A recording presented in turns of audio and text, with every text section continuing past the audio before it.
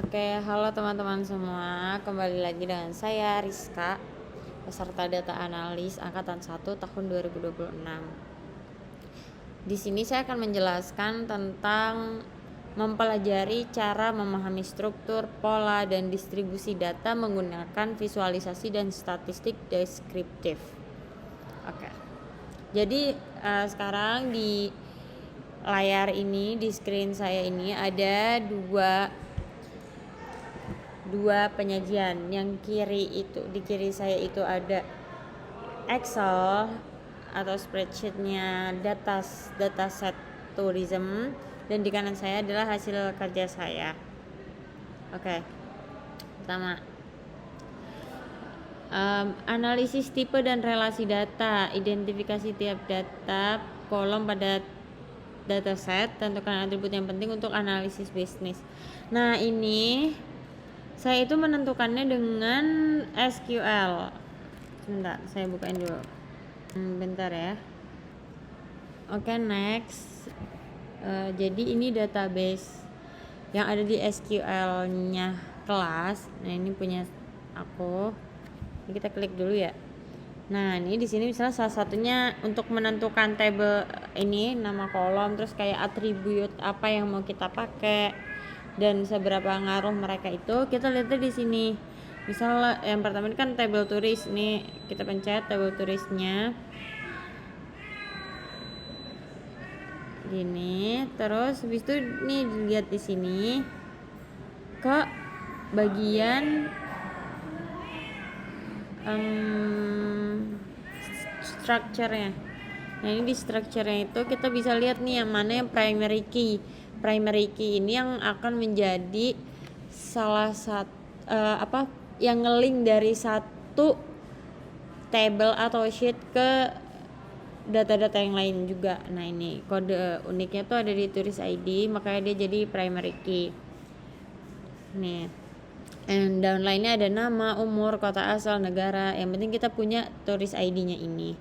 Nah, kedua ada destination, sama kurang lebihnya caranya. Kita pencet dulu bagian, maaf ya, ini karena split jadi agak ribet. Aduh, sorry. Nah, ini kan tadi turis ya, sekarang contoh yang ada foreign key-nya. Jadi nanti ini bisa nge-link ke antar data yang lain. Contohnya ini ada foreign key-nya lumayan banyak, ada di bookings. Kita pencet lagi structure-nya biar kita tahu mana yang primary key ini gitu. Nah, terus untuk yang bagian foreign key ini caranya pakainya index. Kita pencet dulu kolom yang kita pengenin, ini misalnya ini, terus baru kita pencet index, nanti dia muncul ini. Nih, misal contoh check in check out ini kan belum ada, ini saya pencet terus index. Nah, pokoknya gitu. Terus ini udah ditentuin semua nih, destination ID, visit ID, dan lain-lain, transport, payments, reviews. Nah, di sini ada diagram relasinya, hubungan. Karena di sini berantakan jadi ya let's say kita close aja. Di sini diagram relasinya. Nih, diagram relasinya itu pertama, karena kan yang paling utama tuh kan turis ya. Di sini turis yang berperan penting, kode ID-nya itu yang nge-link ke beberapa table, ke beberapa data. Di sini ada visits, ada reviews, ada bookings, ada terus kemudian dari bookings ini nge-link lagi ke foreign key-nya. Booking itu masuk ke hotel, terus ada turis juga, ini ada foreign key-nya, ada payments juga gitu. Payments ini nge-link, bookings ini nge-link ke payments. Terus ada visits ini nge-link ke tourist ID, terus ke destination ID juga. Terus si destination ini ternyata selain ke visits dia nge-link juga ke reviews dari perjalanan mereka gitu, yang enggak nge-link ke siapapun nih. Di sini transport. Nah, Kemudian kita bikin nih analisis karakteristik data. Ada table turis, table destinations, terus table hotels dan lain-lain. Ini contoh satunya saya ngambil table turis ya. Di sini sheets kolom turis. Saya udah hitung nih pakai rumus average. Ini di bagian karena mean, median, modus, min, max, standar deviasi itu tends to cenderung dengan emang angkanya tuh datanya tuh numerikal. Di data turis ini yang numerik itu cuma umur. ID nggak dihitung ya karena dia bukan numerik, dia kode integer. Nah di sini karena numerik ini ada umur, saya hitung nih average atau mean atau rata-ratanya dengan cara average terus dalam kurung sel C to C gitu, kolom C to C maaf. Nah terus mediannya juga dengan rumus median sama dengan mean juga sama dengan mean, max sama dengan max, modus sama dengan mode dot single dot mana yang mau kita pilih. Di sini kan saya kolomnya C ya, semuanya saya blok. Terus range-nya ini bentang umurnya ya gitu. Kalau beda enggak, range enggak dihitung, maaf, sorry. Enggak ya. Terus standar deviasinya itu sekitar 11 tahun atau ya 12 gitu. Nah di sini awalnya saya bikin manual, tapi kemudian saya bikin by pivot. Di sini ada kota asal, jumlah wisatawan nih, di sini ngeditnya. Nih mana baris apa aja mau saya masukin ke tabel pivot. Di sini ada baris, terus nilainya as turis ID, umur, terus gitu. Ini hasil pivot saya dan ini hasil diagram dari pivotnya gitu.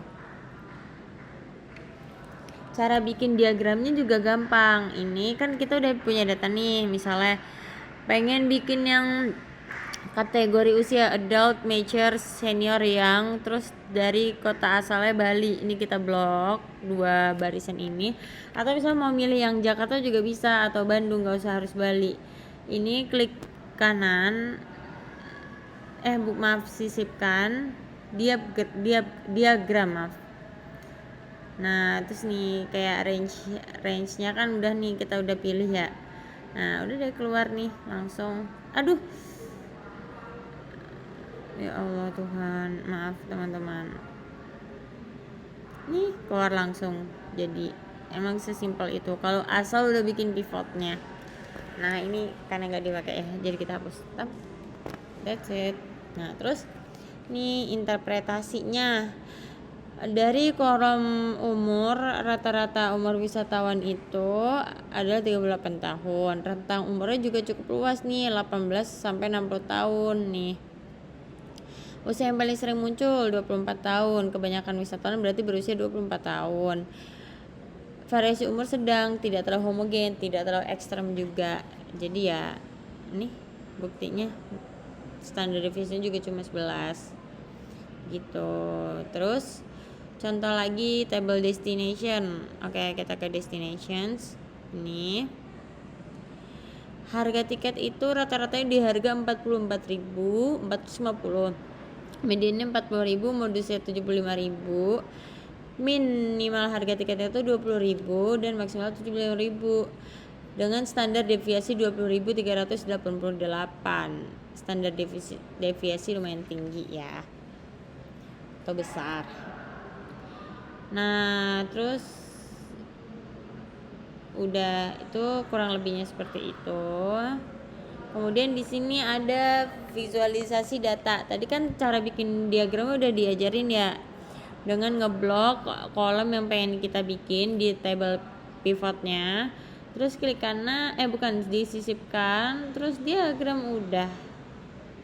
Nah di sini table turis, presentase kota asal wisatawan, insight-nya Surabaya dan Medan mendominasi kontribusi wisatawan, Jakarta kontribusi paling kecil.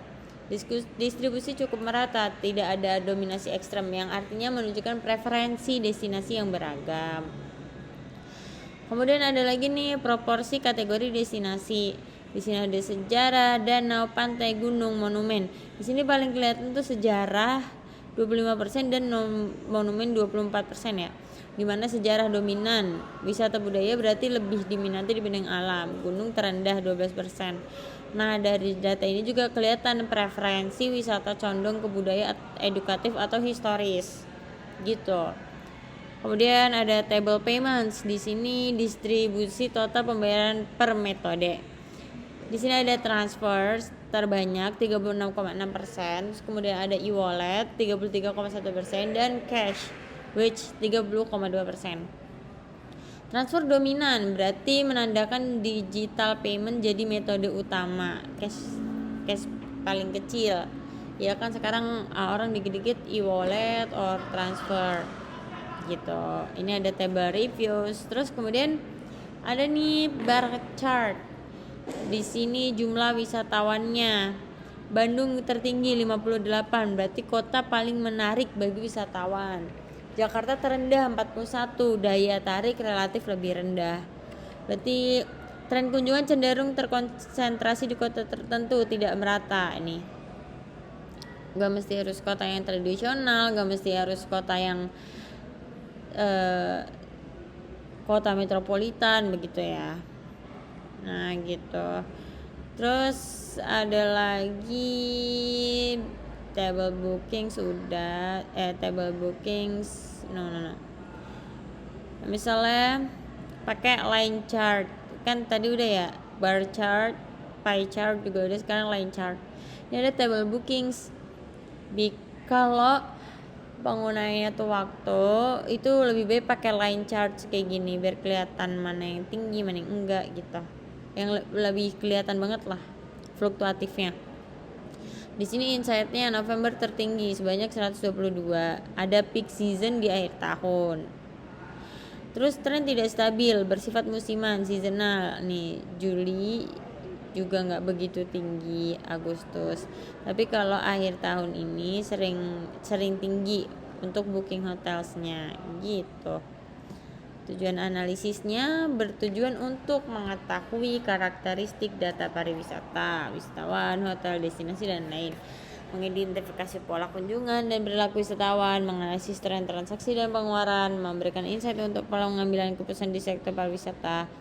Nah, terus dataset terdiri beberapa tabel. Yang ini yang sheets ini. Turis, destinasi, hotels, bookings, visits, transport, payments, reviews gitu. Terus data mencakup apa aja nih? Jumlah wisatawan dan asal kota, destinasi dan harga tiket, hotel, harga dan rating, transaksi booking dan durasi menginap, metode pembayaran, rating dan ulasan. Nah, metode analisisnya itu pakai statistik deskriptif yang pertama. Mean, median, modus, minimum, maksimum, and standar deviasi. Kemudian visualisasi datanya itu pakai bar chart, perbandingan kategori, pie chart buat proporsi, and line chart buat tren waktu. Nah, hasil analisisnya, usia wisatawan memiliki variasi sedang, tidak terlalu homogen. Harga tiket dan hotel sangat bervariasi, terdapat rentang harga luas. Terus kemudian ada total transaksi dan pembayaran menunjukkan skewed distribution atau median lebih kecil dari mean. Terus terdapat nilai yang menaikkan rata-rata. Durasi menginap relatif stabil di sekitar 3 hari. Visualisasinya, kunjungan wisatawan tidak merata atau terkonsentrasi di kota tertentu. Destinasi budaya atau sejarah lebih dominan dibanding di alam. Kemudian ada harga tidak selalu berbanding lurus dengan kualitas hotel dan destinasi. Kemudian ada tren transaksi bersifat fluktuatif atau seasonal. Ada bulan ramai dan ada yang sepi juga. Metode pembayaran digital lebih dominan ya, transfer or e-wallet. Kemudian ada rating pelanggan cenderung stabil yang artinya mayoritas puas. Kesimpulannya, distribusi wisatawan dan destinasi tidak merata, aktivitas pariwisata dipengaruhi faktor musiman, harga bukan satu-satunya faktor penentu kepuasan, transaksi menunjukkan distribusi tidak merata or skewed. Rekomendasinya, fokus promosi pada kota dengan kunjungan rendah, kembangkan destinasi selain budaya untuk variasi, optimalkan strategi di bulan peak season, tingkatkan penggunaan metode pembayaran digital, pertahankan kualitas layanan untuk menjaga rating. Dan hipotesisnya, destinasi dengan jumlah kunjungan lebih tinggi cenderung menghasilkan total pengeluaran yang lebih besar. Nah, kurang lebihnya begitu teman-teman. Terima kasih.